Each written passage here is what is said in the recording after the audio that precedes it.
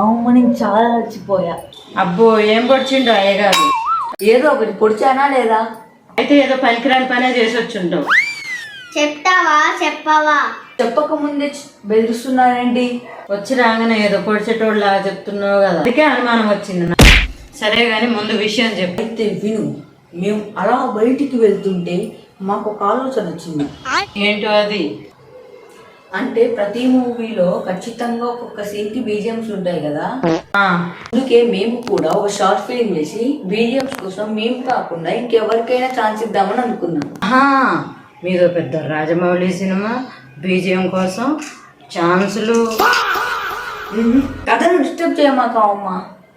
సరే సరే సరే సరే సరే చెప్తున్నా. అందుకోసమే మేము ఒక బోర్డు పెట్టాము. ఏంటంటే బీజిఎం సాంగ్ పాడిన వాళ్ళకి 50,000 బోర్డు పెట్టాము. కానీ మేము డబ్బులు ఇవ్వలేదు. అందుకే వాళ్ళు మా వెనక పడితే తప్పించుకున్నాం.